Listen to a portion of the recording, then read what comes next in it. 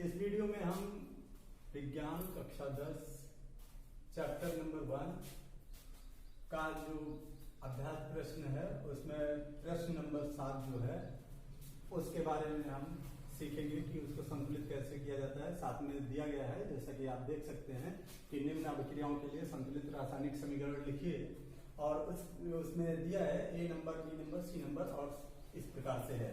ये आपका प्रश्न है। अब आप एक एक करके देखें कि कैसे इसको लिखा जाता है। तो आपको संतुलित रासायनिक समीकरण लिखना है, लेकिन पहले आप रासायनिक समीकरण लिखेंगे और उसके बाद में संतुलित करेंगे। तो आप पहले रासायनिक समीकरण लिखना देख लें इसमें कि किस प्रकार से रासायनिक समीकरण लिखा जाता है, और फिर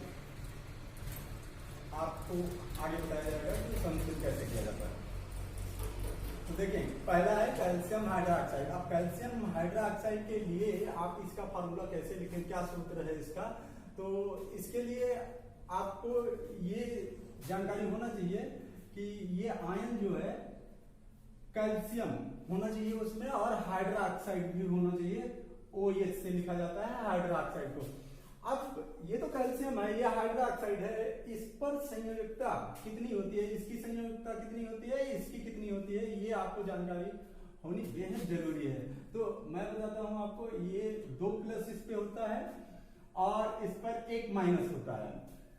और कैल्शियम हाइड्रोक्साइड अगर आपको लिखना है तो सिंपल वे में आप इस तरह से करें कि आपको जब ये जानकारी है कि इस पर 2+ होता है, इस पर 1- होता है, तो आप इसको यहां ना लिखकर ऐसा करें कि इसका 2 संयोजकता होता है, इसका 1 होता है, इस तरह से कर लें। और वैसे ये आप 9th में कर चुके हैं। ये जो संख्या है ये यहां जाता है और ये संख्या यहां पे जाता है, ठीक है।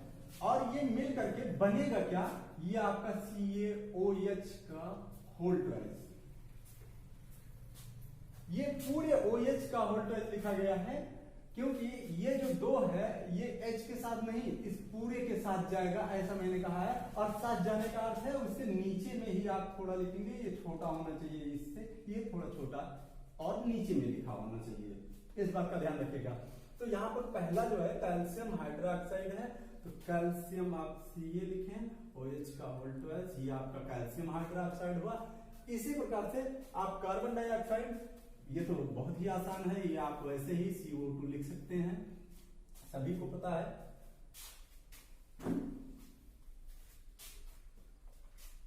एरो का सिंबल देंगे, और यहां पर बनता क्या है, कैल्शियम कार्बोनेट। अब यहां पर कैल्शियम कार्बोनेट कैसे लिखा जाए, तो अभी अभी आपने देखा कि कैल्शियम पर 2 संयोजकता होता है। अब कार्बोनेट क्या होता है, तो कार्बोनेट के लिए आप देख सकते हैं CO3 होता है, ठीक है। और इसकी भी संयोजकता 2- होती है, ये आपको पता होना चाहिए। तो इस 2 को यहां ना लिख करके यहां लिखते हैं, ठीक है। अब यहां पर आपका टेक्निक आता है कि जैसा कि मैंने पहले बताया है, तो वैसे ही यहां भी है कि ये यहां जाता है, ये यहां जाता है, ऐसा मैंने पहले में बताया है। लेकिन यहां पर जब आप देखें कि ये संख्या और ये संख्या बराबर है, तब आप कहीं पर कुछ भी नहीं लिखते हैं, इन दोनों को इकट्ठा करके लिख देते हैं। ये कुछ इस तरह से आप देखें, CaCO3, ये आपका हुआ कैल्शियम कार्बोनेट। तो यहां पर आपका जो बन रहा है कैल्शियम कार्बोनेट CaCO3, ठीक है। और उसके साथ साथ जल बनता है। जल के लिए आपको ये भी आसान सूत्र है, ये आपको पता है। और देखें इसके लिए +H2O, इस तरह से आप लिख सकते हैं। बी नंबर पे आप देखें क्या है, जिंक है, तो जिंक का क्या संकेत है, Zn है, ठीक है। जिंक के लिए जो संकेत होता है वो Zn होता है। उसके साथ साथ फिर सिल्वर नाइट्रेट, ये जिंक प्लस सिल्वर नाइट्रेट, और जो बनता है वो इधर आपका लिखा है, तो प्लस में सिल्वर नाइट्रेट आपको पता होना चाहिए, Ag, ये है सिल्वर का सिंबल, और इस पर +1 होता है, ठीक है। और नाइट्रेट NO3, नाइट्रेट मूलक जो होता है वो NO3 से लिखा जाता है, और इस पर -1 संयोजकता होता है। अब सिल्वर नाइट्रेट कैसे लिखा जाएगा? तो यहाँ पर एक एक दोनों का संयोजकता है, जब दोनों बराबर है तो कुछ नहीं लिखा जाता है, बस दोनों को इकट्ठा कर दिया जाता है। ये सब कुछ नहीं लिखा जाता है, बस इकट्ठा करके लिख दिया जाता है। तो ये आपका AgNO3 हो जाएगा। ठीक है, तो यहां पर आप लिखेंगे AgNO3।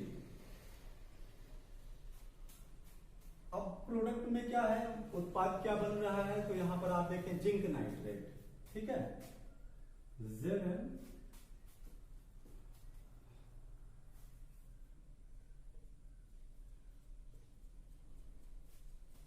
आप समझ रहे होंगे कि ये कैसे लिखा गया। आप वैसे देख के समझ सकते हैं कि Zn का जो संयोजकता रहा होगा वो इसके साथ गया होगा।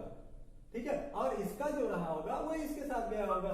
तो यहाँ पर जो कुछ नहीं लिखा है तो वहां गणित के टेक्निक से आप देखें तो वहां पर एक मान लें कि यहाँ पे एक है, एक ही को कहीं पे लिखा नहीं जाता है। ठीक है, यहाँ पर जो एक जब रहता है तो उसको नहीं लिखा जाता है। तो ये आपका जिंक नाइट्रेट का सूत्र है। ठीक है, अब इसके आगे आप देखें और क्या बन रहा है, जिंक नाइट्रेट और प्लस सिल्वर। ठीक है,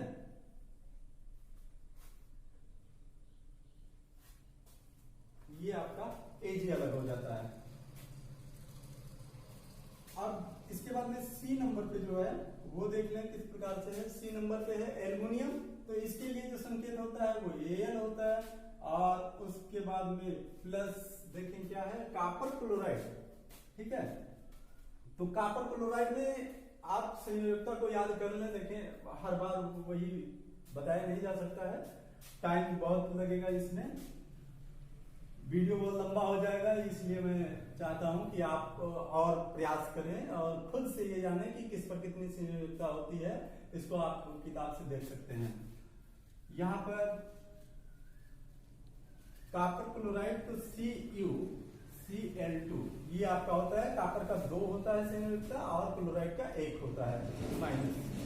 ठीक है, यहाँ प्रोडक्ट में क्या है, प्रोडक्ट में आपका है एल्युमिनियम क्लोराइड। तो एल्युमिनियम के लिए जो सिंबल होता है वो Al होता है और क्लोराइड के लिए जो होता है वो Cl होता है। लेकिन एल्युमिनियम की संयोजकता 3 होती है और इसकी 1 होती है, क्लोराइड की 1 होती है। क्लोराइड का इसके साथ 1 लिखना है नहीं, और एल्युमिनियम का जो है उसके लिए 3 होता है। ये आप 3 यहां पर लिख देंगे, एल्युमिनियम क्लोराइड और साथ साथ कापर, ये आपका अलग हो जाता है। ठीक है, अब इसके बाद में आप बी नंबर वाले को देख लें किस प्रकार से है, बेरियम क्लोराइड। ठीक है, तो ये आपका Ba, बेरियम के लिए Ba सिंबल होता है, इसकी 2 संयोजकता होती है। ठीक है, प्लस 2। तो और इसके साथ बेरियम के साथ क्लोराइड है, क्लोराइड का 1 होता है, तो बेरियम का क्लोराइड के साथ जाएगा। तो बेरियम का कितना है 2, वो इसके साथ जाएगा। ठीक है, तो ये बेरियम क्लोराइड है। प्लस पोटेशियम सल्फेट, तो यहां पर आप देखें पोटेशियम के हुआ और सल्फेट SO4 हुआ। ठीक है, लेकिन यहां पर पोटेशियम की संयोजकता जो होती है वो +1 होती है और सल्फेट जो मूलक होता है इसकी संयोजकता -2 होती है। तो सल्फेट इतने पूरे को कहा जाता है, इसकी संयोजकता आपकी यहां पर आएगी। ठीक है, तो पोटेशियम सल्फेट इस प्रकार से लिखा जाएगा। और प्रोडक्ट में जो लिखा है बेरियम सल्फेट BaSO4। अब यहां पर कहीं पर 2, 3 नहीं लिखा है क्योंकि SO4 सल्फेट का भी 2 होता है और Ba का भी 2 होता है, इसलिए यहां पर 2, 3 कुछ नहीं लिखा गया।